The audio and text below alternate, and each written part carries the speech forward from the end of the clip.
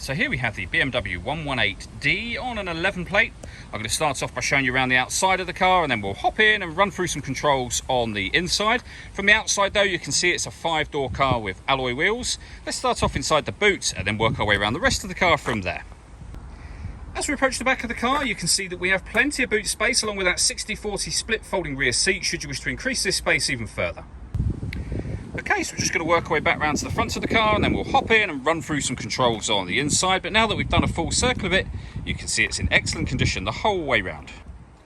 Just briefly before we climb in, I think it's well worth seeing the interior from this exterior point of view. There's plenty to run through on the dashboard, so let's hop in and we'll do that now. Okay, now that we're inside the car, we're going to start with the dials. On the left-hand side, we have the speedometer. We have the rev counter and fuel gauge over on the right-hand side. In the middle at the bottom, you can see the total miles of the car. They're 89,753.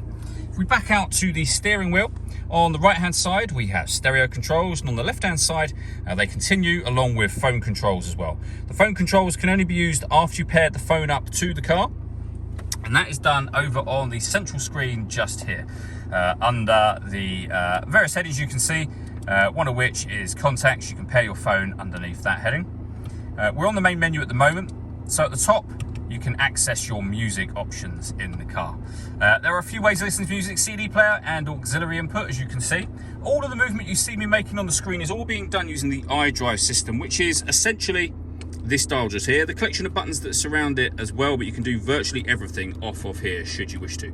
For example, you can access your radio by rotating the dial, pushing it down. You're now in the radio menu. You can jog it to the left to go back a page, and you'll see we've got FM and AM radio. We can go back to the main menu by pressing the menu button. Use the dial to highlight navigation, and you can use the dial to zoom in and out of the sat nav, and you can jog over to that left-hand menu there to operate it. Very, very easy system to use. Really nice, clear color display, as you can see.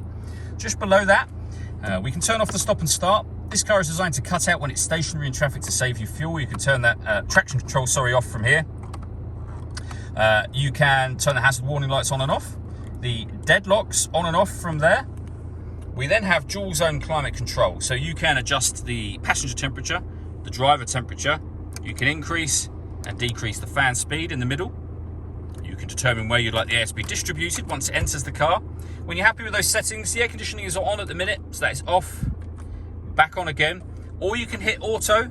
The car will now maintain the temperatures you've asked for by taking full control of the fan speed for you. You can see and hear it doing that. Press auto again and you'll go back to whatever setting you had it on previously. Beneath that, we have the volume for the stereo. We have the CD player. We can turn the parking sensors on and off from here.